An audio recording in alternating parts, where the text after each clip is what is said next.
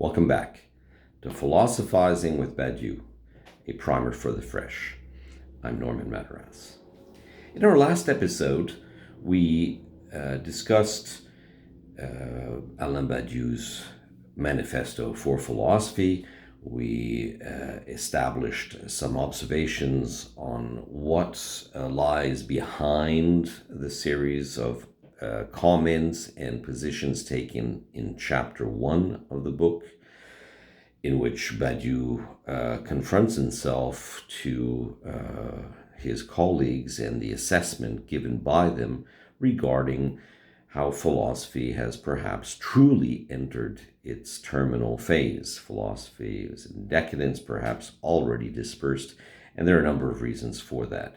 And from that context, I began to, let's say, phenomenologically, step by step through a descriptive process, introduce the notion of conditions and began to map what is a condition, how many conditions Badiou considers there to be, and what is philosophy's relationship to these conditions, why these so-called conditions are also conditioning for the very existence of philosophy, and what the relationship is between these conditions, what is contained within them. So I would like to continue along this line. And once again, I just would like to inform readers that what we're doing here is basically examining the construction of Badiou's philosophical system. And that's why I did not begin in the 1960s, 70s, or even in the 1980s to seek to situate what might have been anticipations of the system. What I'm interested in taking on is the nature of the system itself as it comes into the textual record through books, particularly. 1988 sees the publication of Being an Event. 1989 sees the publication of Manifesto for Philosophy. And we enter into a period largely devoted to the ontology and to examine the various arguments that are compiled in Being an Event and then are tested against the conditions in their specificity. Okay? So what my intention is in these episodes is to give a linear follow-up to the development of Badiou's system. Now, receiving a philosopher through translation does not really provide the adequate circumstances by which to appreciate this. And one can say that, well, the history of the reception of Badiou in the English language particularly is quite marked by this disorganization, whereby we get Badiou as mainly a political philosopher, perhaps as someone also linked to psychoanalysis, although I see that as being more of a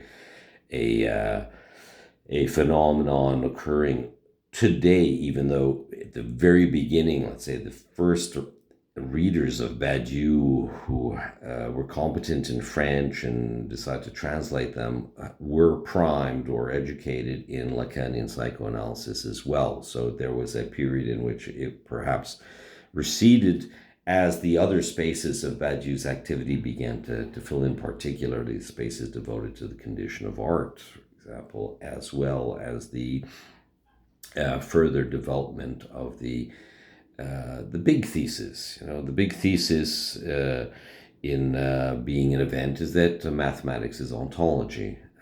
So there are a number of threads here that we will come back to, but what I want to do is follow the linear development as it was published in France. And that means that the context of philosophical production to which Badiou refers is constantly the French context.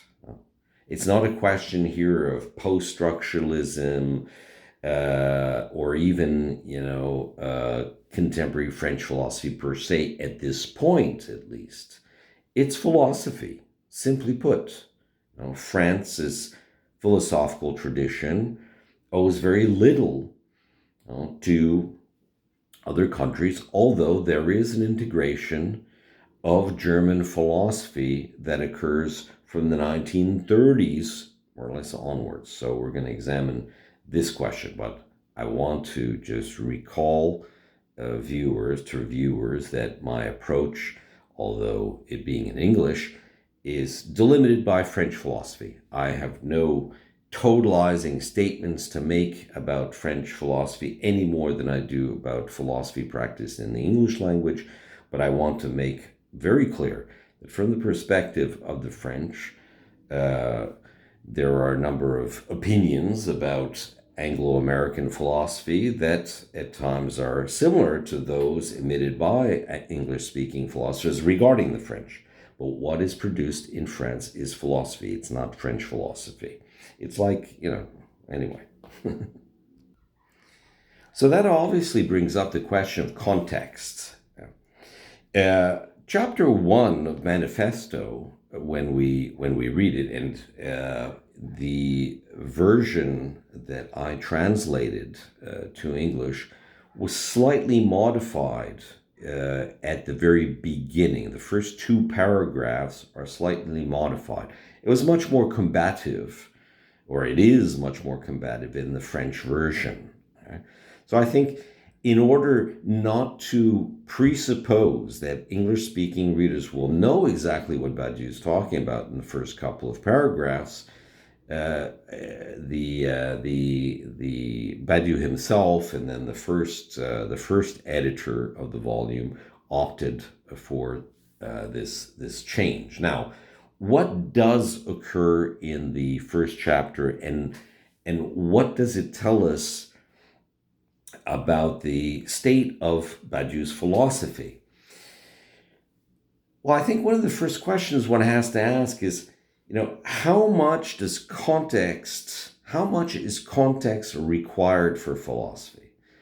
Of course, when we go through, John Rawls's position and the fact that he considers that any type of context or initial situation is characterized by a whole slew of after assertions, and that many of those assertions don't contribute at all to understanding what the text is, it's better just to, throw a veil of ignorance over them and leave them for perhaps some other time, or just suspend them entirely from the discussion. Otherwise, philosophy risks being caught in the debates over opinions in the public, in the formation of public opinion. But Rawls's position, in Theory of Justice at least, is a very formalistic position, and Badiou's is not quite formalistic. It becomes formalist as we get to the ontology. Now, what is the ontology itself? Let's say, of course, we have the history of this science of being qua being, right? In its initial systematized manifestation, let's say, in Aristotle's Metaphysics, ontology is presented as the science that best corresponds to the features required by a project to create a general model of rationality that can be used to examine the performance and practices of different particular sciences. So what is this model of generality? Well, when we look at it, it's basically the model of logic, right? Of propositional logic referenced to contemporary set theory. contemporary to ourselves, of course. So ontology, in fact, is bivalent logic, right, in its most formal terms. So that's why a thinker like Badiou, in different moments, will specify that ontology understood by Heidegger, in fact, refers to the ontic realm, as Heidegger would have put it.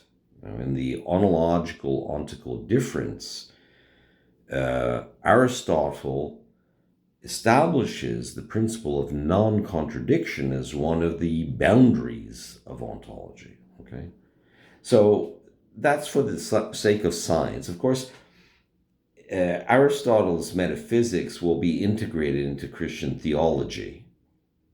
And the Christian theologians will appreciate the fact that he calls substance the plane on which this model is mapped out.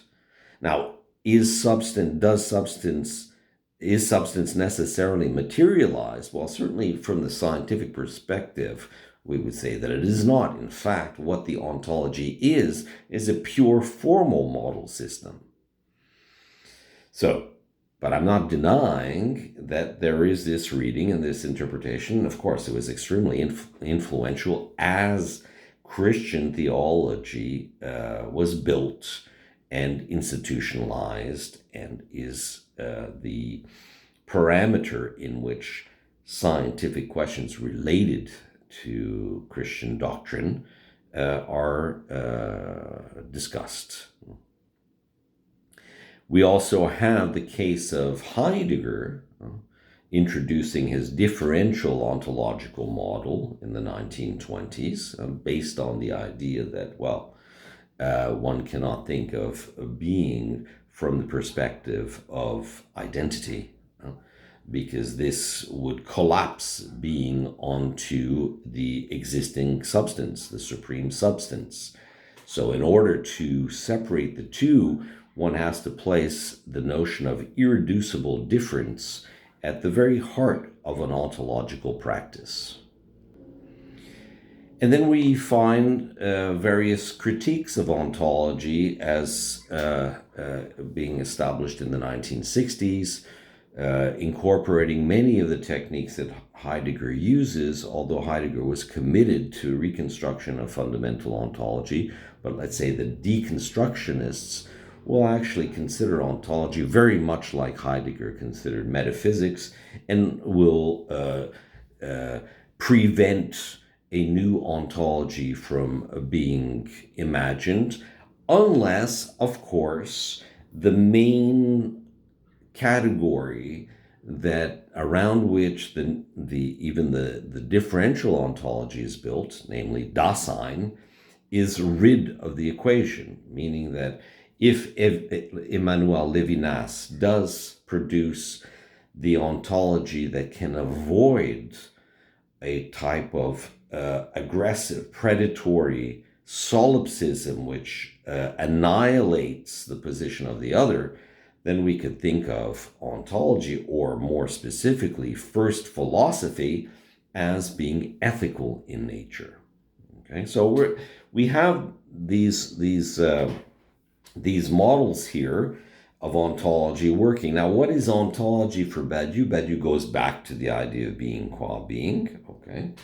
But he also respects, at least in terms of its materialization into a figure, which will be the subject, he respects the boundaries of the principle of non-contradiction, meaning that the subject is not determined by the axioms of set theory, but does follow them until achieving a degree of independence. In a sense, very similar to the development of the axiomatization models of set theory, whereby suddenly we reach a number of axioms or schemas that no longer are present in all axiomatic systems. And thereby we start to speak, or we start to find discussed in the literature, the notion of independence. So ontology is that. Right? That's why we find the claim that mathematics is ontology, but it's also the formal common traits and dynamics between the four conditions. That's what ontology is. It's derived from the four conditions, but not from their particularity, but from their generality, from their claims for universality. Okay? So that's why these fields of knowledge production, in a very broad sense here, using this term of knowledge production, that's why these fields of knowledge production are cited as being conditions for philosophy. Now, the radical step back that Badiou offers in relation to philosophy, and this also has to do with his rejection of the claim that philosophy has been dissipated, is that the conditions are prior to philosophy's existence. Philosophy only forms, not only on, so we can say that ontology presupposes the existence of the conditions. That's the only way it can emerge as a general formal model of what occurs within the conditions. Okay? But philosophy does as well. Okay, philosophy does as well. Okay? So, but at the same time, philosophy is not ontology. Philosophy is not reduced to mathematics. Philosophy is not even reduced to logic. Okay? Ontology is part of the philosophical system created by Badiou, which means that one part of ontology at least is structurally separate to philosophy. Okay? One part of ontology is structurally distinct from philosophy. Now, we will see in due course the discussions around how much of ontology is distinct. Is it ontology entirely, or is it just a part of it? Well, that has a lot to do with how one represents the origin of mathematics, or the origin of geometry, as Edmund Husserl put it. Meaning that if we think of Thales of Miletus as both philosopher and mathematician, then in his theorem he produces of the isosceles triangle, then of course we're speaking of a part of mathematics from the moment it becomes independent of philosophy.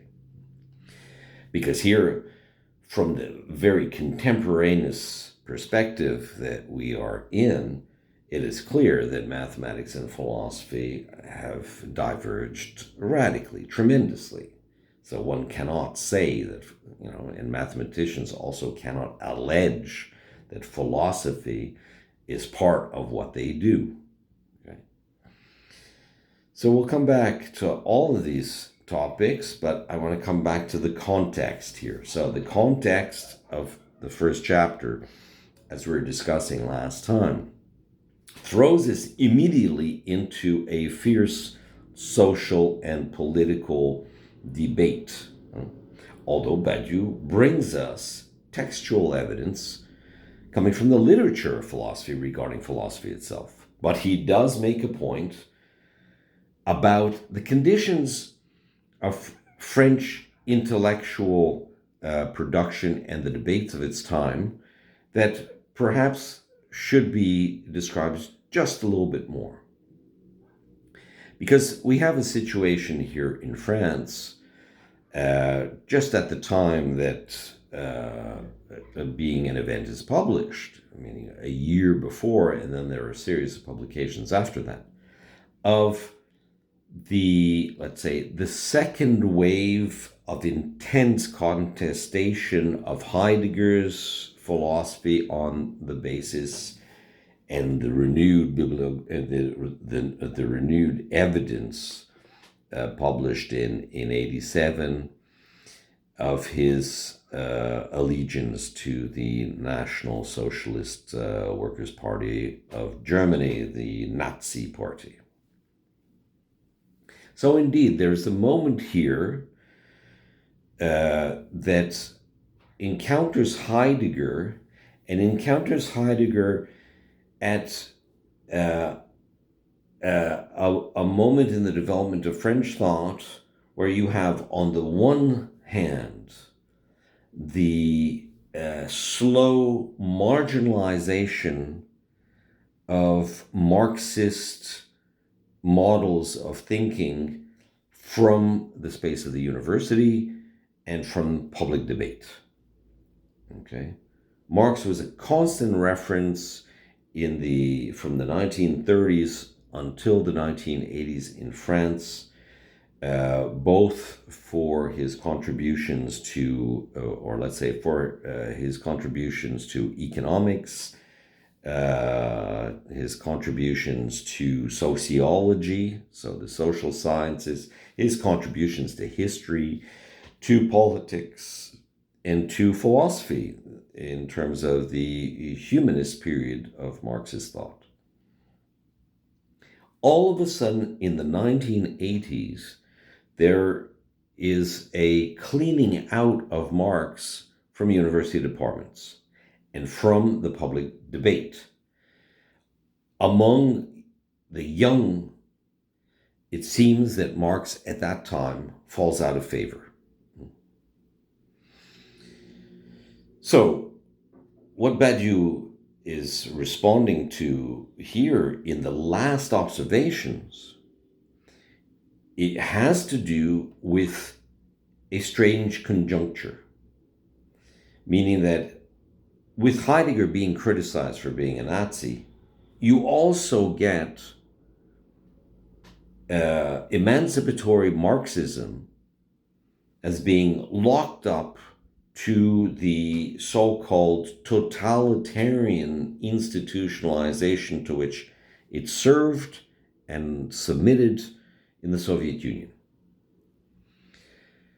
So this is where we find some of the origins of these attempts so prevalent among conservative thinkers today that try to rid themselves from any responsibility, any fascistic tendencies represented in Nazi thinking by claiming that Nazism and Marxist-Leninism in its Soviet variety are just two variations of the same totalitarian drive, and both of them have to be expelled from our thinking space. This is the nature of Badiou's defense of emancipatory Marxism at the end of the text. Now, there's one other feature that created considerable polemics when it was published, and from what I understand, creates a certain type of confusion when it's read these days. And that has to do with Badiou's observation that suddenly in the 1970s, as radical Marxist, Leninist, and Maoist movements began to lose force in their attempt at overthrowing the Fifth Republic. And like I said last time, the Fifth Republic is yet again under severe contestation, just that it has wrought such destruction to the well-being of the French middle and working class that it is proving to be a very difficult obstacle to get rid of indeed. Right?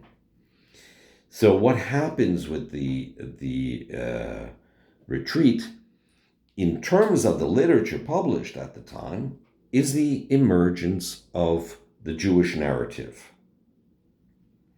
And this is specific to French. We can understand it by linking over to the rise of neoconservative thinking in the United States, because it participates to a drive to expel Nazism and also to omit or forget to what extent Jewish intellectuals in Europe contributed to this incredibly complete philosophy of Marxism.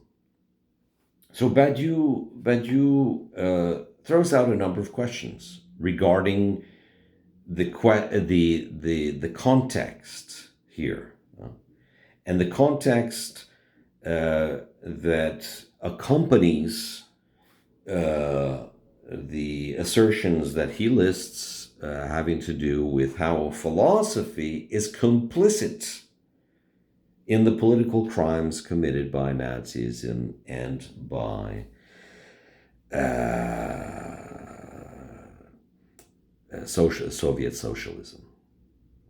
Okay, so this is why it's being discussed, because philosophy, if it does continue to survive, according to some of these thinkers, it should not.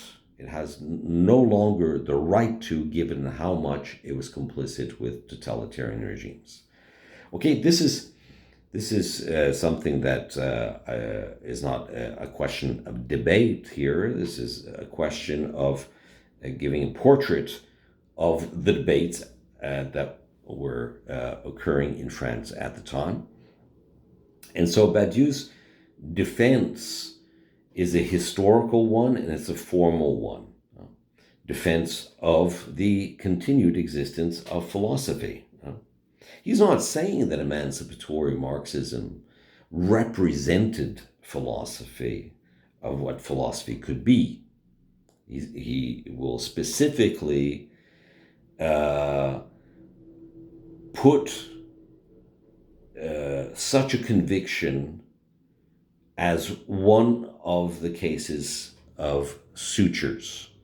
A suture is basically the case of philosophy identifying one of its conditions as being where philosophy's vocation or mission finds completion. How does that occur? Well, it occurs on the very basis according to which he establishes the theory of conditions. Why is Plato important here?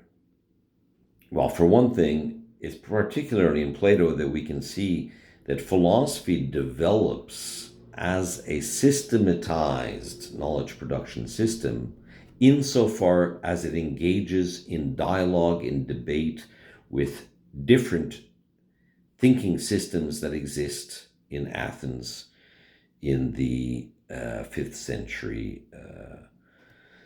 before the Common Era. Okay? And so these are the fields of politics, the field of arts, and not democratic politics, as Badiou will say elsewhere. The necessary condition for philosophy to arise in Athens was the democratic regime. But it is not the register or the measure of what philosophy can become. And we can already see this in Plato when Plato discusses the type of communistic, collectivist coexistence that characterized the lifestyle of the Guardians. The question is, after, of course, does Plato consider this communism as applicable to the whole of society? And he just simply, we don't find an argument in the Republic to tell us really how Plato thought about this question, okay? But that it is present and that it is considered to be communistic is briefly discussed in the Republic when characterizing who the Guardians are. Now, we also find philosophy discussing with eros. So here we can think of both with either the love relations or, and I insist, erotic relations. Badiou has some considerations here about sex that, well, perhaps are more of his interpretation, of his opinion, than what the model points to. And this is one of the important aspects to remember about Badiou's system, that there is a considerable distance between how, in particularly when he does give us analyses of truth processes within each of the conditions, to what the formal dynamic of the ontology and the specific models applied to the different subjects that emerge within each condition allow us to think and speak to us of truth production. Okay, so going back to Plato yet again, why is Plato an important landmark in terms of the development of philosophy? It's because of his dedication to truth. So the condition is characterized as being a center or a field of truth production. Now, what does truth production mean in this sense? Well, if you've followed through some of the discussions on reference and denotation in the philosophy of logic of the early 20th century, or discussions regarding performance arts, or even abstract art, or experimental musical compositions, reference here, which used to serve, particularly during the more scientific phase of philosophy's development, as part of the Cartesian sciences in the modern period of European culture, reference serves as the basis according to which truth can be attributed as pertaining to an equation, for example. If an equation truthfully organizes the different components present in the phenomenal sphere of nature to allow us to predict, explain, or let's say explain, describe, explain, predict, and eventually reproduce natural phenomena, then we know that, that equation is true. Right? But it depends on, at least in the perception of the time, the adequate referential object. It's the referential object that will determine the nature of the equation, and subsequently the use of the equation to reproduce the same or a very similar type of natural phenomenon. So that's where you have truth and reference being part and parcel. But the critiques of reference and denotation, particularly launched by Wittgenstein in the Tractatus, make reference less and less of a valued and necessary component to a theory of truth. In other words, the point of reference can be a virtual point. The coherence, logical consistency, and eventually the truthfulness of a proposition depends on its inner components, the organization of its inner components based on definitions. And definitions may be complete, partial, or simply very general regarding what external phenomena are, what counts as explanatory adequacy. Okay? So, what is the conclusion to take away from that? Well, the conclusion is that if we consider the reference as being unnecessary for a theory of truth, well, one of the ways to test that claim is to see whether truth can be built upon a non-reference, or in other words, can be built upon not nothing per se, but let's call it void. What Badiou wants to show is that the origin of truth, let's say the origin of a radically different truth, is determined by such a void position, such a non-reference. And that non-reference is what will be called the event, or an event. There's no the event, it's an event. Every event and every truth is relative to a condition. But the theory that advances the universal extension of this claim is situated not within a condition, but within ontology. So we have a bridging here between the general pertaining to ontology, the general model theory, we can say, of rationality, but it's not an absolute sense of rationality, of bounded rationality.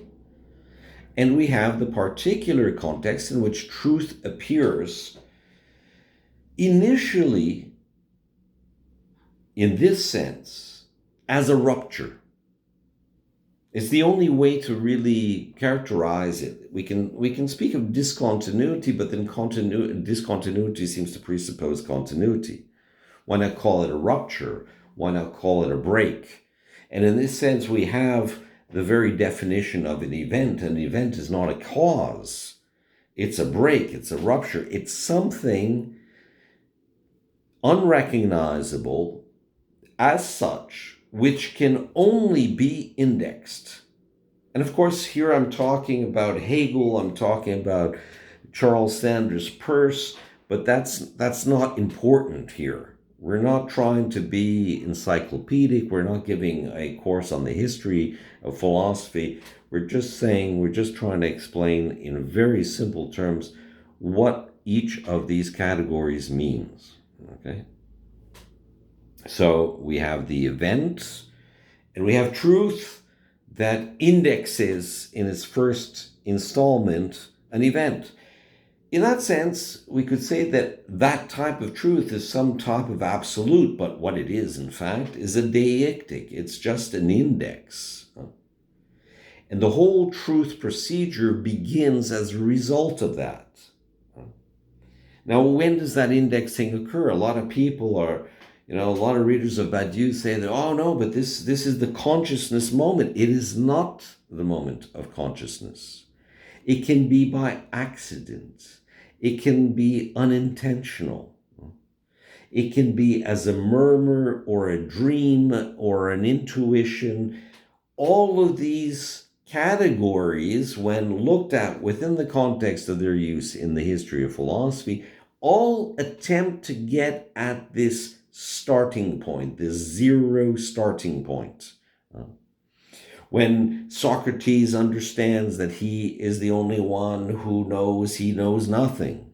When Simone de Beauvoir says in the introduction to The Second Sex that faced with all these deformities to which the category of woman has been confronted and reduced during the history of the sciences, what is our option? Well, we must start again. We must break with this tradition.